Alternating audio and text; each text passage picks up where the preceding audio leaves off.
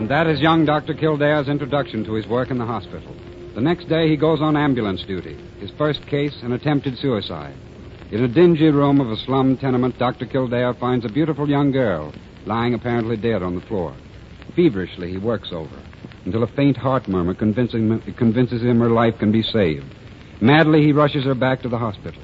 And 2 hours later, the beautiful young girl is revived enough to talk a little. Dr. Kildare stands beside her as she lies in a ward at the hospital.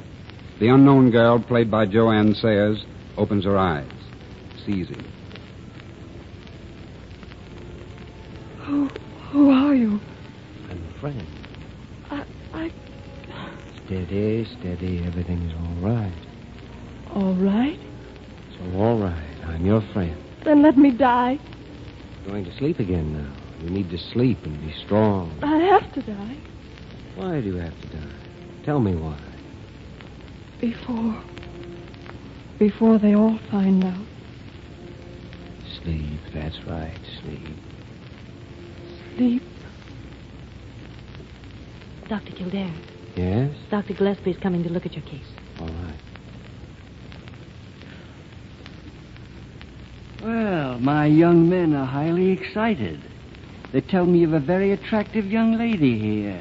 Now that you're bringing the dead to life, well, she'll live, all right. For once my young men were right. I never saw anything more lovely, nor anything stranger than a young doctor who has no eye to see it.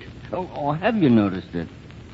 Well, yes, she is, isn't she? Well, since you didn't notice her beauty, what have you noticed about her? Her height, weight, approximate age, general physical condition, and a few other details. Young Dr. Kildare, what's her name? Identity unknown, Dr. Gillespie. Oh, that's unimportant. The thing is, what made her do it? It wasn't money. The fur piece we found in her room, the nurse tells me, is sable. You're trying to tell me she ran away from a well-to-do, happy home to commit suicide in a cheap rooming house. That's my idea, sir. I suppose then you've decided her mind is unsettled and you're going to send her to a psychopathic ward. I think not, sir. Ah, you think not, huh? Well, then what is your theory about her? She's simply afraid. What's she afraid of? I don't know, sir. He doesn't know, huh? Well, perhaps you have an instinctive feeling about the case. Perhaps I have, sir. Yeah, what fools we'd be with our laughter if we turned out to be right in the end. You want it on the ambulance at once, Dr. Kildare. Right away. Oh, nurse, she's not a mental case. Just put a screen around her and let her sleep. Yes, doctor. Oh, quick, bring me a tourniquet. She's trying to do it again. Please, bring me a The mysterious girl has tried suicide again. Dr. Kildare manages to get from her in strictest confidence some inkling of her difficulties. But before he is able to clear up the case completely, it is discovered that the girl is the daughter of multimillionaire Chandler, and the case is turned over to a famous psychiatrist who fails to cure Barbara Chandler of what he decides to be insanity. Still, Dr. Kildare refuses to betray her confidence, for fear the information may only add conviction to the theory that she is mentally unbalanced. As a result, he is summoned by Dr. Carew for a private conference. Kildare, I blame this entire situation entirely upon your refusal to tell us what Miss Chandler said. I asked you to let me see her first. You can see now how important it is that you tell us, can't you? I'm sorry, I can't. You realize the consequences of refusing to obey my orders? This is one time when I can't obey them. Let's see. Your father's a doctor, isn't he? Yes, he's a country doctor, and a fine one. Is your mother living? Listen, Dr. Carew, my mother is alive. She and my father are very proud of me. They're watching everything that happens to me, and it would break their hearts if anything went wrong with my career here. I know that. But still, I'm not going to tell you what Miss Chandler said to me. Operator, this is Dr. Carew. My office, please. Dr. Carew speaking. Notify all departments. Dr. Kildare is suspended from duty until further orders.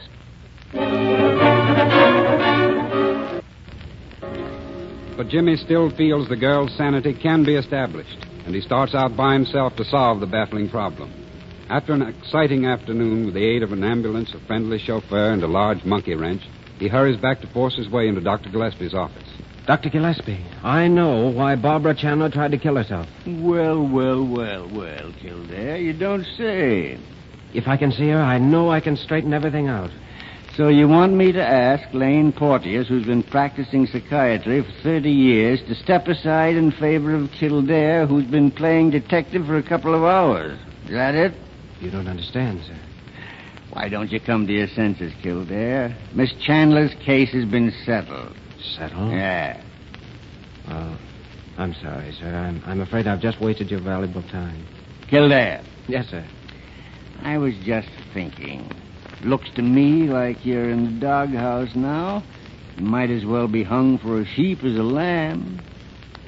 Well, what are you standing there gawking at me for? Well, they've been saying it for years. There's no fool like an old fool. Let me have Miss Chandler's nurse. Hello, who's this? Nurse Burt? Hello, Molly. Yeah, this is Dr. Gillespie. Now, listen. I want you to do something for me. Let Dr. Kildare see Miss Chandler alone.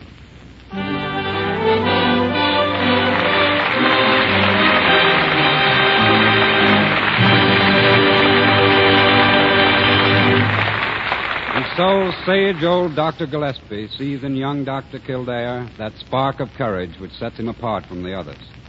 Two great characters, the old doctor and the young one, and a situation that tests them to the final minutes of the story. Thank you and congratulations, Mr. Barrymore, and the same to you, Lou Ayres. Ladies and gentlemen, you have just heard several scenes from young Dr. Kildare, the first picture in a new series which will star Lionel Barrymore as Dr. Gillespie and Lou Ayres as young Dr. Kildare. To be produced by Metro-Goldwyn-Mayer Studio, the same studios that have brought you the amazing, successful series Judge Hardy's Family.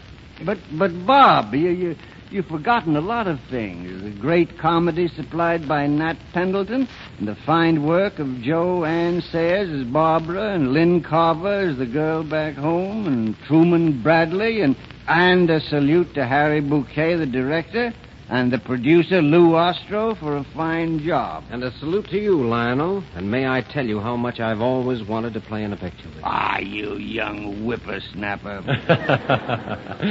So don't any of you miss the first of young Dr. Kildare's series when it plays your favorite theater very soon.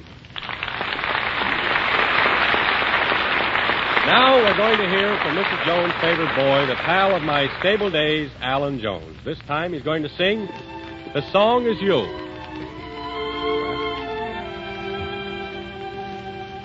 I hear music when I look at you, a beautiful theme of every dream I ever knew. It's pounding deep inside my heart.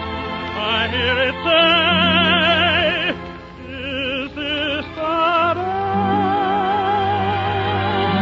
I hear music when I look at you, love shall always be symphony beyond compare. To me, I hear music when I touch your hand. A beautiful melody from some enchanted land. Down deep in my heart, I hear it play.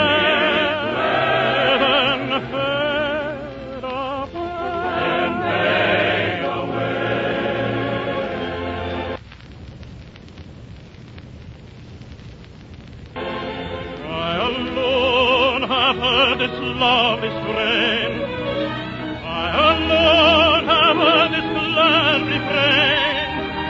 Must it be forever inside of me? Why can't I let it go? Why can't I let it go? Why can't I let it go? The only song my heart would sing. What beautiful rhapsody of love and youth and spring. The music is sweet, the words are true, the song is you. I hear music when I look at you. What a beautiful theme of every dream I ever knew. The music is sweet.